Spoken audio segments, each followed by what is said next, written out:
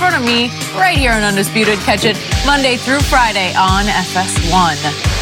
Well, Robert Griffin III is not satisfied with being on the bench. He was asked by TMZ Sports if he was content with being the backup and said, quote, "Anybody that signs in the league is never content being a backup. By no means am I content." RG3 is behind Lamar Jackson on the depth chart and hasn't started a game since 2016. So, Shannon, will the Ravens be okay with RG3 saying this? Yes, you want someone that's motivated. You know he's going to put the time in to, if his number is called, to be prepared. Skip, I would be really concerned if a guy was a backup quarterback at the age of 29 and he was content with that.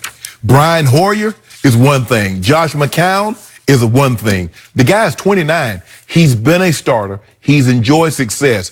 And considering Lamar Jackson's running style, guess what, Skip Bayless? There's a good chance RG3 is going to get that very chance to start in Baltimore. Interesting. That's just the way it is. Running quarterbacks normally do not run the entire season.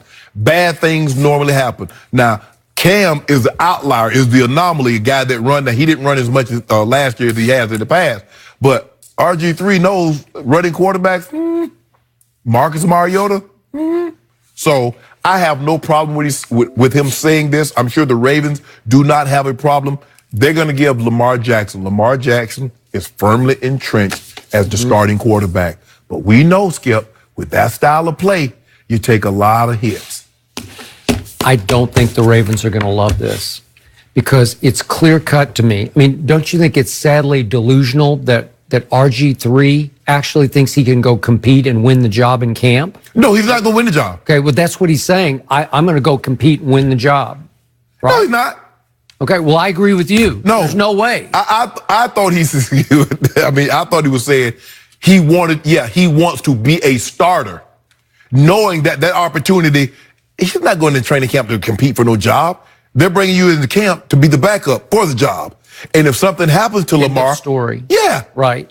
Because I hate to admit this, but I think Brian Hoyer and Josh McCown have had better careers than RG3 had. They've definitely they've had success, man. Right.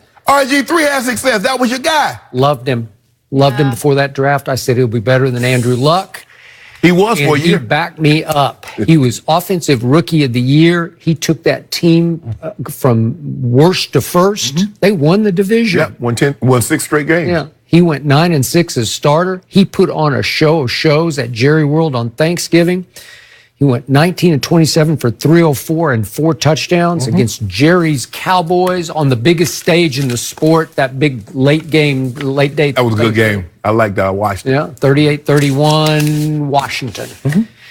And you know the rest of the story. He got all the way to 14-0 up on Seattle in a playoff game at home, and the worst happened. Yep. And he never quite recovered. He never even remotely recovered. Never got close. That was 2012. Right. And since then, he's just been this shell of himself.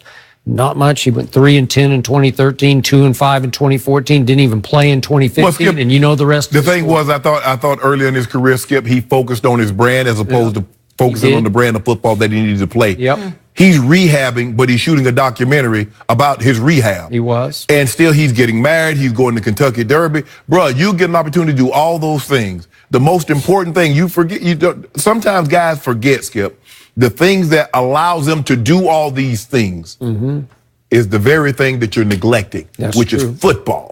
So I just thought he should have paid a little more attention to that as opposed to trying to shoot a documentary and then being this brand. Bro, all that's fine and good. And then he wouldn't listen. He and his parents, they had this idea of who and what he was, and nobody could tell them otherwise. They went into Mike Shanahan and said, we view him as Peyton Manning. We want him stationary in the pocket. Yep, he will not be running. And Mike's like, but that's what helped make him who he was last year. And there's a process. You just don't become that overnight. Peyton Manning didn't become Peyton Manning overnight. But Peyton Manning in high school did nothing else but throw the ball from the pocket. He wasn't a wishbone or a veer or a spread. He threw the ball from the pocket. He took a lot of his snaps from under center. That's what he did at Tennessee. Okay? What did RG3? Spread, Baylor, spread, running around, making plays. Now you're going to make him conventional. You take away, Superman cannot be Superman without his cape. Batman is not Batman without his tool belt. And so you wanted to take things that made him great, and you wanted to, you handicapped him. Robert lost me more than a year ago when he posted that video of him playing against a bunch of white guys at the gym playing basketball. Like, I'm ready, NFL. I'm available. And I was surprised the Ravens even gave him a shot. Skip, Jewish guys got game. You act like they can't hoop. Well, I didn't say they were Jewish guys. They're just white guys. I don't know what they were. I remember They were that hooping. video, though. How you know one of them ain't dunk on RG3? Maybe. Huh? Maybe. Yeah, that rubbed you the wrong way. Sorry, lost Well, it's ya.